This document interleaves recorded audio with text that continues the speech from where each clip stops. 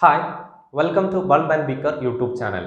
നമ്മൾ basics of electrical wiring എന്ന് പറഞ്ഞിട്ട് പുതിയൊരു വീഡിയോ സീരീസ് സ്റ്റാർട്ട് ചെയ്തിരുന്നു അല്ലേ. അപ്പോൾ അതിൻ്റെ first class introductory class building സർവീസസിനെ കുറിച്ച് നമ്മൾ പ്രീവിയസ് ആയിട്ട് ഒരു വീഡിയോ എയർ ചെയ്തു. നമ്മൾ ഇതിൻ്റെ രണ്ടാമത്തെ ക്ലാസ് ആണ് ഇന്ന് നമ്മൾ ഡിസ്കസ് ചെയ്യുന്നത്. എന്താണ് വയറിംഗ് സിസ്റ്റം, അതേപോലെ what are the system of distribution of electrical energy distribute ചെയ്യാനുള്ള സിസ്റ്റം എന്താണ്.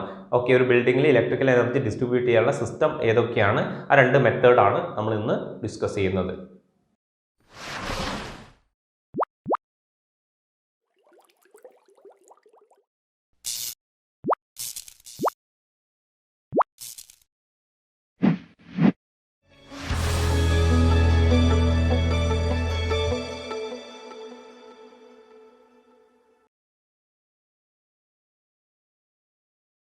ബേസിക്സ് ഓഫ് ഇലക്ട്രിക്കൽ വയറിങ്ങിൻ്റെ പ്രീവിയസ് ക്ലാസ്സിൽ നമ്മൾ ബിൽഡിംഗ് സർവീസസിനെ കുറിച്ചിട്ടാണ് ഡിസ്കസ് ചെയ്തത്. അപ്പോൾ നമ്മൾ അവിടെ പറഞ്ഞിരുന്നു ബിൽഡിംഗ് എന്ന് പറഞ്ഞു കഴിഞ്ഞാൽ ഒരു വാളും റൂഫും ഉള്ള ഒരു സ്ട്രക്ചറിനെയാണ് ബിൽഡിംഗ് എന്ന് പറയുക അല്ലേ. ആ ബിൽഡിങ്ങിന് എസെൻഷ്യലായിട്ട് പ്രധാനമായിട്ടും വേണ്ട കുറച്ച് സർവീസസ് ഉണ്ട്. അതുണ്ടെങ്കിൽ അത് പ്രോപ്പറായിട്ട് നമ്മുടെ ആവശ്യത്തിന് അത് ഉപകരിക്കുള്ളൂ അല്ലേ. അപ്പോൾ എന്തൊക്കെയാണ് ആ ബിൽഡിംഗ് സർവീസസ് എന്ന് പറഞ്ഞാൽ പ്രധാനമായിട്ട് എസെൻഷ്യലായിട്ട് ഉണ്ടാവേണ്ട 3 സർവീസസ് ആണ്. ഒന്ന് മെക്കാനിക്കൽ സർവീസസ്, രണ്ടാമത്തത് ഇലക്ട്രിക്കൽ സർവീസസ്, മൂന്നാമത്തത് പ്ലംബിംഗ് സർവീസസ് അല്ലേ. അതിൽ ഇലക്ട്രിക്കൽ സർവീസസിനെ കുറിച്ചിട്ടാണ് നമ്മൾ ഈ വീഡിയോ സീരീസിലൂടെ ഡിസ്കസ് ചെയ്യുന്നത്. അപ്പോൾ ഇലക്ട്രിക്കൽ സർവീസസ് എന്ന് പറഞ്ഞു കഴിഞ്ഞാൽ ഇപ്പോൾ എന്തൊക്കെയാണ്, അതായത് ഇലക്ട്രിസിറ്റി ഉപയോഗിച്ച് ആ ബിൽഡിങ്ങിൽ വർക്ക് ചെയ്യേണ്ട ഡിഫറെൻറ്റ് ഡിവൈസസ് ഉണ്ട്. അപ്പോൾ ലൈറ്റിംഗ് ആവട്ടെ, വാട്ടെവർ എന്തൊക്കെ ഡിവൈസസ് ആണ് അവിടെ ഇലക്ട്രിസിറ്റി യൂസ് ചെയ്ത് വർക്ക് ചെയ്യുന്നത്, അതിനൊക്കെ നമ്മൾ ഇലക്ട്രിസിറ്റി സപ്ലൈ ചെയ്യുന്നത്. ഓക്കെ, അതാണ് ഇലക്ട്രിക്കൽ സർവീസസ് എന്ന് പറയുന്നത്. അപ്പോൾ അതിൽ ഏറ്റവും പ്രധാനപ്പെട്ടതാണ് ഇലക്ട്രിക്കൽ വയറിംഗ്. അപ്പോൾ ഇത് സപ്ലൈ ചെയ്യണമെങ്കിൽ ഒരു വയറിംഗ് സിസ്റ്റം ആണല്ലോ, ഇലക്ട്രിസിറ്റി ഇങ്ങനെ കൊണ്ടുപോകണമല്ലോ. ആ കൊണ്ടുപോകുന്നതിനെയാണ് നമ്മൾ ഇലക്ട്രിക്കൽ വയറിംഗ് എന്ന് പറയുന്നത്. ഓക്കെ, അപ്പോൾ അതിലേക്ക് വരാം. അപ്പോൾ നമ്മൾ പറഞ്ഞു ഇലക്ട്രിക്കൽ സർവീസസിൽ ഇലക്ട്രിസിറ്റി എവിടെ നിന്നാണ് വരിക എന്ന് ആദ്യം പറഞ്ഞിട്ട് നമുക്ക് ഇലക്ട്രിക്കൽ സർവീസസ് വരാം. ഓക്കെ, നമ്മൾ ഫ്രം ദ റൂട്ടിൽ തന്നെ തുടങ്ങാം. അതായത് ഇലക്ട്രിസിറ്റി ഉണ്ടാവണമെങ്കിൽ നമ്മൾ എന്ത് ചെയ്യണം, അതായത് ഇലക്ട്രിസിറ്റി ഉണ്ടാവുന്നത് എവിടെ നിന്നാണ്, ഇലക്ട്രിക്കൽ ജനറേറ്റിംഗ് സ്റ്റേഷൻ അല്ലെങ്കിൽ പവർ പ്ലാന്റ് എന്നൊക്കെ കേട്ടിട്ടുണ്ടാവും നിങ്ങൾ അല്ലേ. ഇലക്ട്രിസിറ്റി ജനറേറ്റിംഗ് സ്റ്റേഷൻ എന്ന് പറയാം, പവർ പ്ലാന്റുകൾ എന്ന പേരിൽ അറിയപ്പെടുന്നു. എന്ന് പറഞ്ഞാൽ ഇലക്ട്രിസിറ്റി ഉണ്ടാക്കുന്ന സ്ഥലങ്ങളെയാണ് പവർ പ്ലാന്റ് അല്ലെങ്കിൽ ജനറേറ്റിംഗ് സ്റ്റേഷൻ എന്ന് പറയാം. കേരളത്തിൽ ഏറ്റവും കൂടുതൽ ഇലക്ട്രിസിറ്റി ഉണ്ടാക്കുന്നത് ഹൈഡൽ പവർ പ്ലാന്റുകളാണ്, അതായത് ജലവൈദ്യുത നിലയങ്ങളിൽ നിന്ന് അല്ലേ. അപ്പോൾ ഹൈഡൽ പവർ പ്ലാന്റ് ജലവൈദ്യുത നിലയങ്ങളിൽ നിന്നാണ് ഇലക്ട്രിസിറ്റി വെള്ളത്തിൽ നിന്നാണ് കേരളത്തിൽ കൂടുതലായിട്ട് ഇലക്ട്രിസിറ്റി ഉണ്ടാക്കുന്നത്. പിന്നെ തെർമൽ പവർ പ്ലാന്റ് ഉണ്ട്, ഡീസൽ പവർ പ്ലാന്റ് ഉണ്ട്, അതേപോലെ സോളാർ ഉണ്ട്, അങ്ങനെ ഒരുപാടുണ്ട്. നമ്മൾ ഏറ്റവും കൂടുതലായിട്ട് ഡിപ്പെൻഡ് ചെയ്യുന്നത് വാട്ടറിന് എന്ന് പറഞ്ഞാൽ ഹൈഡൽ പവർ പ്ലാന്റിനെയാണ് ഡിപ്പെൻഡ് ചെയ്യുന്നത്. അപ്പോൾ പവർ പ്ലാന്റുകളെ കുറിച്ചൊക്കെ നിങ്ങൾ നേരത്തെ ചെറിയ ക്ലാസ്സിൽ ഹൈസ്കൂൾ ഹയർ സെക്കൻഡറിയിലൊക്കെ പഠിച്ചിട്ടുണ്ട്. അപ്പോൾ ഒരു ജനറേറ്റിംഗ് സ്റ്റേഷൻ അതായത് ഇലക്ട്രിസിറ്റി ജനറേറ്റ് ചെയ്യുന്ന സ്റ്റേഷൻ അല്ലേ, അല്ലെങ്കിൽ ആ ഒരു ഇൻഡസ്ട്രി അല്ലെങ്കിൽ ആ ഒരു സ്ഥലം. അപ്പോൾ ജനറേറ്റിംഗ് സ്റ്റേഷനിൽ നിന്നും ജനറേറ്റ് ചെയ്ത് നമ്മൾ അവിടെ ഇലക്ട്രിസിറ്റി ഉണ്ടാക്കി. ഓക്കെ, ആ ഉണ്ടാക്കിയ electricity high voltage transmission line വഴി HV ട്രാൻസ്മിഷൻ ലൈൻ എന്നാ പറയാം. HV transmission line, high voltage transmission line വഴി നേരെ ഡിസ്ട്രിബ്യൂഷൻ സിസ്റ്റത്തിലേക്ക് എത്തുന്നു. Distribution system. ഓക്കെ, ഈ ഡിസ്ട്രിബ്യൂഷൻ സിസ്റ്റമാണ് ആർക്കൊക്കെ സപ്ലൈ ചെയ്യുന്നത്, ആർക്കൊക്കെയാണോ ഈ ഇലക്ട്രിസിറ്റി വേണ്ടത്, അതായത് റെസിഡൻഷ്യൽ പർപ്പസിന്, ഓക്കെ വീടുകളിലേക്ക് ആവശ്യത്തിന്, അതേപോലെ ഓഫീസ് പർപ്പസിന് ഓഫീസുകളിലേക്ക്, അതേപോലെ ഇൻഡസ്ട്രീസ്, ഓക്കെ ഇവർക്കൊക്കെ ഈ ഇലക്ട്രിസിറ്റി സപ്ലൈ ചെയ്യുന്നത് ഈ ഡിസ്ട്രിബ്യൂഷൻ സിസ്റ്റമാണ്.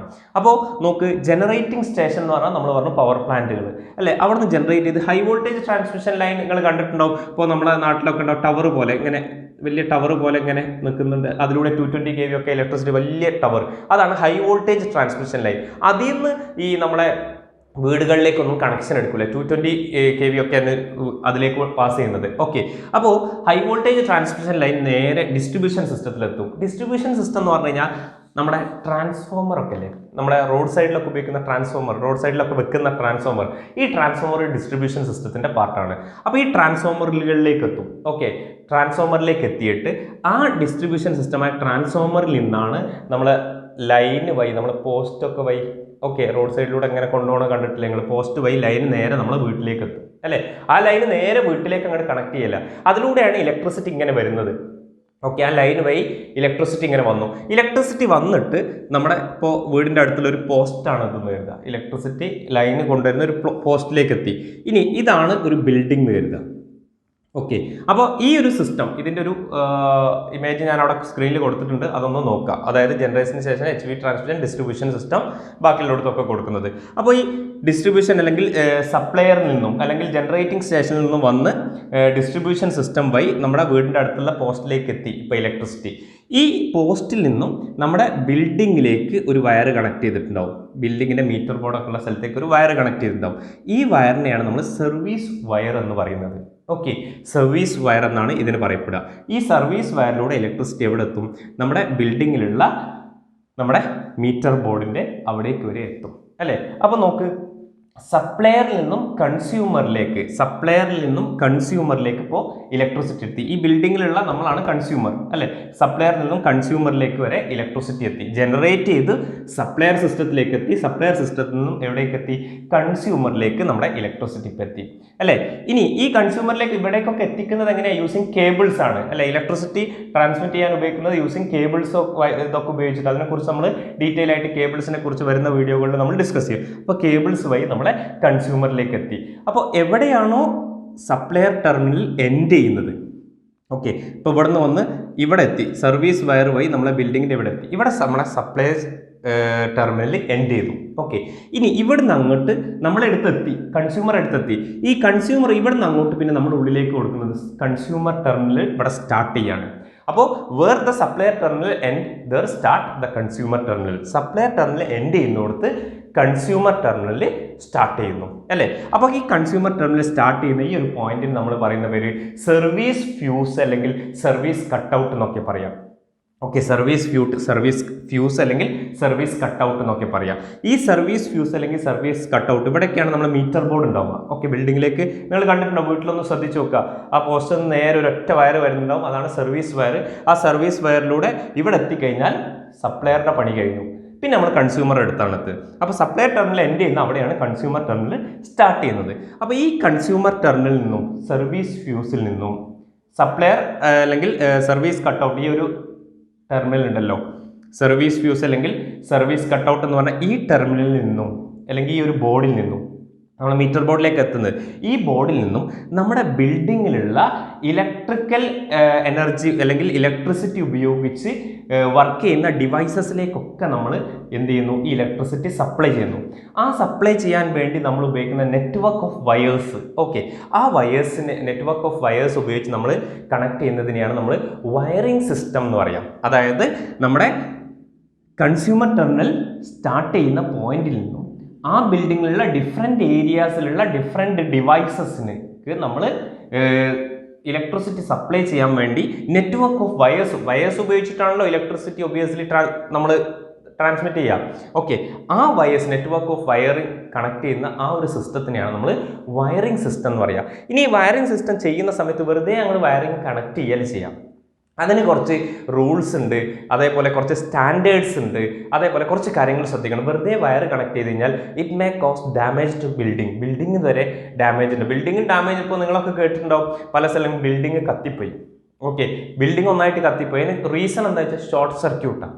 ഓക്കെ, ഷോർട്ട് സർക്യൂട്ട് കാരണം ബിൽഡിംഗ് കത്തിപ്പോൾ ഒരു വലിയ ബിൽഡിംഗ്, നമ്മൾ ഒരു ബിൽഡിംഗ് എന്ന് പറഞ്ഞാൽ കോൺക്രീറ്റ് ബിൽഡിംഗ് മൊത്തം കത്തുക എന്ന് പറഞ്ഞു കഴിഞ്ഞാൽ due to a simple spark മതി, ചെറിയൊരു ഷോർട്ട് സർക്യൂട്ട് ഉണ്ടായാൽ മതി, ആ ബിൽഡിംഗ് മൊത്തം ഡാമേജ് ആവും. അപ്പോൾ വയറിങ് ചെയ്യുന്ന സമയത്ത് ഒരുപാട് കാര്യങ്ങൾ ശ്രദ്ധിക്കേണ്ടതുണ്ട്. ഓക്കെ, അതിന് കുറച്ച് സ്റ്റാൻഡേർഡ്സ് ഉണ്ട്, റൂൾസ് ഉണ്ട്.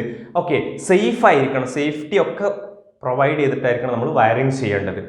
അപ്പോൾ വയറിംഗ് ചെയ്യാൻ വേണ്ടിയിട്ട് നമ്മൾ ഈ ഡിസ്ട്രിബ്യൂഷൻ സിസ്റ്റം അല്ലെങ്കിൽ ഡിസ്ട്രിബ്യൂഷൻ പാനൽ എന്ന് പറയും. ഓക്കെ, ഇവിടേക്ക് എത്തി, ഇവിടെ നിന്നാണ് നമ്മൾ എന്ത് ചെയ്യുന്നത്?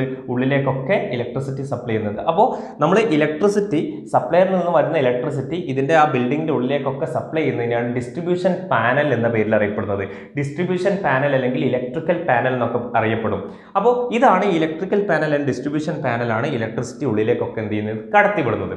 അപ്പോൾ ഡിസ്ട്രിബ്യൂഷൻ പാനലിൽ പ്രധാനമായിട്ടും ഉണ്ടാവുന്ന അല്ലെങ്കിൽ ഡിസ്ട്രിബ്യൂഷൻ പാനലൊക്കെ കണ്ടിട്ടുണ്ടോ? നിങ്ങൾ വീട്ടിലൊന്ന് സെർച്ച് ചെയ്താൽ മതി. ഓക്കെ, നോക്കിയാൽ മതി. അപ്പോൾ ഡിസ്ട്രിബ്യൂഷൻ പാനൽ ഉണ്ടാകുന്ന പ്രധാനപ്പെട്ട അതിൻ്റെ പാർട്സ് ഏതൊക്കെ വെച്ചാൽ, ഒന്ന് മെയിൻ ബ്രേക്കർ ഉണ്ടാവും. ഡിസ്ട്രിബ്യൂഷൻ പാനലിൽ ഉണ്ടാവുന്ന ഏറ്റവും പ്രധാനപ്പെട്ട സാധനമാണ്. അതിൻ്റെ ഒരു ലേഔട്ട് ഞാൻ കൊടുത്തിട്ടുണ്ട്. ഓക്കെ, നമ്മുടെ സർവീസ് വയറിൽ നിന്നും നമ്മുടെ മീറ്റർ ബോർഡ് വഴി ഉള്ളിലേക്ക് കൊടുക്കുന്നതിൻ്റെ ഒരു ലേഔട്ട് കൊടുത്തിട്ടുണ്ട്. അപ്പോൾ ഡിസ്ട്രിബ്യൂഷൻ പാനലിൽ അല്ലെങ്കിൽ ഉണ്ടാവുന്ന പ്രധാനപ്പെട്ട പാർട്ട് ഒന്ന് മെയിൻ ബ്രേക്കർ ഉണ്ടാവണം.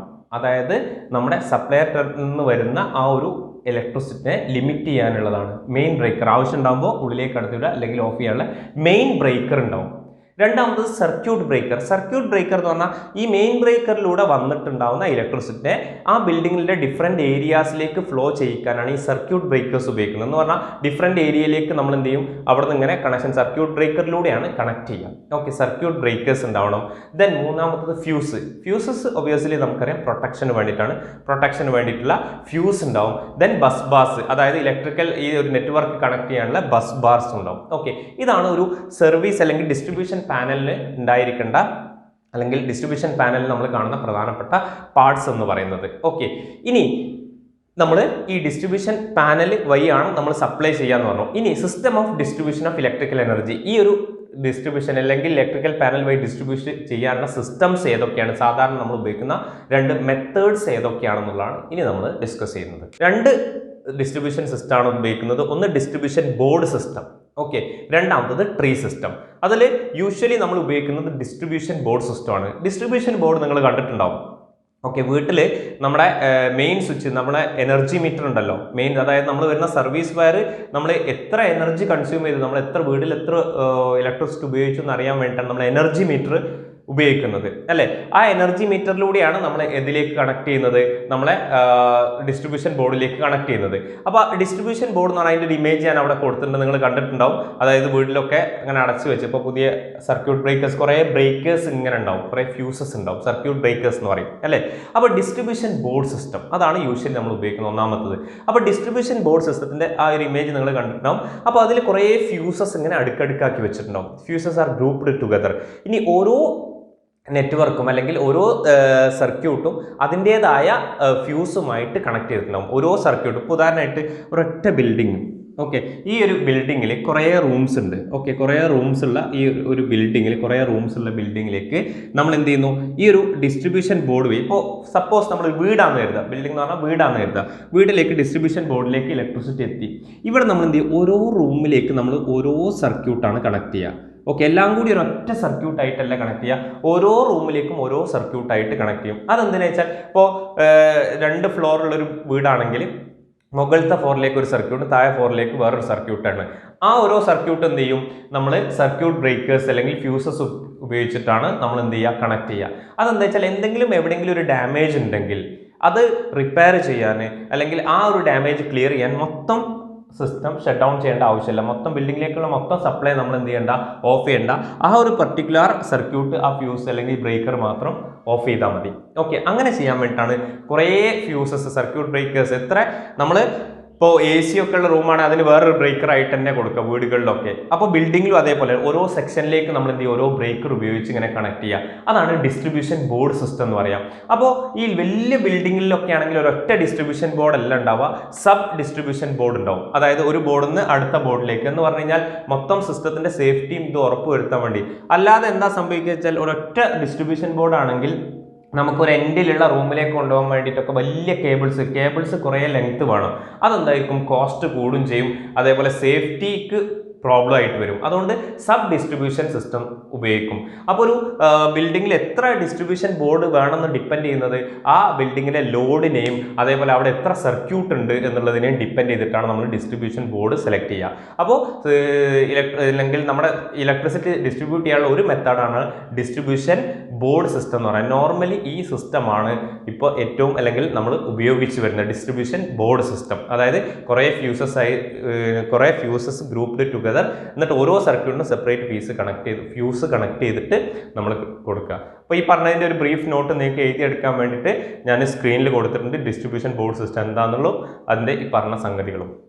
രണ്ടാമത്തെ system of distribution of electrical എനർജിയാണ് ട്രീ സിസ്റ്റം എന്ന് പറയും. അപ്പോൾ ട്രീ സിസ്റ്റം എന്ന് പറഞ്ഞാൽ പേരിൽ തന്നെ ഉണ്ട്, ഒരു ട്രീനോട് റിസംബിൾ ആയിട്ട്, അതായത് ഇപ്പോൾ ഒരു മെയിൻ വയർ ഉണ്ടാവും, ആ വയറിൽ നിന്ന് അല്ലെങ്കിൽ ആ മെയിൻ കണക്ഷൻ ഉണ്ടാവും, അതിൽ നിന്ന് എന്ത് ചെയ്യും, നമ്മളിങ്ങനെ സബ് കണക്ഷൻസ് ഇങ്ങനെ എടുക്കും. ഓക്കെ, മെയിൻ വയറിൽ നിന്ന് നമ്മൾ എന്ത് ചെയ്യും, സബ് കണക്ഷൻസ് ഇങ്ങനെ എടുക്കും. ഇതാണ് ട്രീ സിസ്റ്റം എന്ന് പറയുന്നത്. അപ്പോൾ ഓരോ കണക്ഷനിലേക്ക് നമ്മൾ എന്ത് ചെയ്യും, അവിടെ ജോയിന്റുകൾ കൊടുക്കും. ഓരോ കണക്ഷനും നമ്മൾ ജോയിന്റ് കൊടുത്തിട്ട്, അല്ലെങ്കിൽ ജോയിന്റ് അല്ല ഫ്യൂസ് കൊടുക്കും. ഓക്കെ, ഓരോ കണക്ഷനും നമ്മൾ ഫ്യൂസ് കൊടുത്ത് ഒരു മെയിൻ വയറിന് അങ്ങനെ ട്രീൻ്റെ ബ്രാഞ്ചസ് പോലെ ഇങ്ങനെ ബ്രാഞ്ച് ആയിട്ട് കണക്ട് ചെയ്യുക. അതാണ് നമ്മൾ ട്രീ സിസ്റ്റം എന്ന് പറയാം.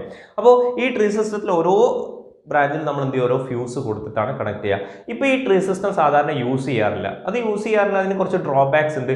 ഒന്നാമത്തെ ഡ്രോബാക്സ് എന്ന് പറഞ്ഞു കഴിഞ്ഞാൽ ഫ്യൂസസ് ഒക്കെ എന്ത് ചെയ്ത് സ്കാറ്റേർഡ് ആണ്. ഓക്കെ, പല സ്ഥലത്തുമാണ് ഫ്യൂസസ് ഉണ്ടാവുക. മറ്റേ നമ്മൾ ബോർഡ് സിസ്റ്റത്തിൽ അങ്ങനെയല്ല, ഒറ്റ ബോർഡിലാണ് എല്ലാ ഫ്യൂസസ് ഉണ്ടാവുക. ഇവിടെ ഓരോ സ്ഥലത്തായിരിക്കും ഫ്യൂസസ് ഉണ്ടാവുക. രണ്ടാമത് എന്താണ്, ജോയിൻസ് കൂടുതലായിരിക്കും. കുറേ ജോയിൻസ് കൂടുമ്പോൾ എന്താ സംഭവിക്കുക, നമ്മുടെ ലോസസ്, വോൾട്ടേജ് ഡ്രോപ്പ് ലോസ് ഉണ്ടാവാനുള്ള പിന്നെ സാധ്യത കൂടുതലാണ്. ഓക്കെ, ദെൻ മൂന്നാമത്തത്, ഇവിടെ ഇപ്പോൾ എന്തെങ്കിലും ഒരു ഫാൾട്ടൊക്കെ വന്നു കഴിഞ്ഞാൽ ഇൻസ്പെക്ട് ചെയ്യണമെങ്കിൽ ചിലപ്പോൾ ചില ജോയിൻസ് ഒക്കെ നമ്മൾ ഇളക്കി നോക്കുകയൊക്കെ ചെയ്യുന്ന സമയത്ത് അത് ബിൽഡിങ്സിനും കേബിൾസിനും ഒക്കെ എന്തുണ്ടാവും, ഡാമേജ് ഉണ്ടാക്കും. ഓക്കെ, അതുകൊണ്ട് എന്ത് ചെയ്യാറില്ല, സാധാരണ ഈ ട്രീ സിസ്റ്റം ഉപയോഗിക്കാറില്ല. അതിൻ്റെ ഒരു ഫിഗർ അവിടെ കൊടുത്തിട്ടുണ്ട്, അതൊന്ന് നോക്കാം.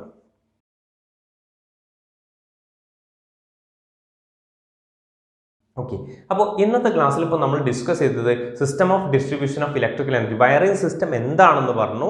അതേപോലെ what are the system of distribution of electrical energy, രണ്ട് സിസ്റ്റത്തിൽ സാധാരണ നമ്മൾ ഉപയോഗിക്കുന്നത് ഡിസ്ട്രിബ്യൂഷൻ ബോർഡ് സിസ്റ്റമാണ്, അതെന്താണെന്ന് പറഞ്ഞു. അതേപോലെ പിന്നെ ഒന്നുള്ളതാണ് ട്രീ സിസ്റ്റം. ഓക്കെ, നിങ്ങൾക്ക് നോട്ട് ചെയ്താൽ വേണ്ടിയിട്ട് അതിൻ്റെ നോട്ട്സ് ഞാൻ സ്ക്രീനിൽ സ്ലൈഡ് ആയിട്ട് കൊടുത്തിട്ടുണ്ട്. അപ്പോൾ ജസ്റ്റ് തിയറിയാണ്, നമ്മൾ വീണ്ടും പറയുകയാണെങ്കിൽ ഇതൊരു യൂസർ ഗൈഡ് പോലെയല്ല, ജസ്റ്റ് ഒരു അറിഞ്ഞിരിക്കാൻ വേണ്ടിയിട്ടുള്ള കുറച്ച് കാര്യങ്ങൾ, ഒരു ഫണ്ടമെൻ്റൽ കുറച്ച് കാര്യങ്ങൾ നമുക്ക് അറിഞ്ഞിരിക്കാം. എന്തൊക്കെയാണ് സർവീസ് വയർ, എന്താണ് ഡിസ്ട്രിബ്യൂഷൻ ബോർഡ്, എന്താണ് അതിൽ എന്തൊക്കെയാണ് ഉണ്ടാവുക എന്നറിയാനുള്ള ഒരു അവയർനെസ്സിന് വേണ്ടിയിട്ടുള്ള ക്ലാസ്സാണ്.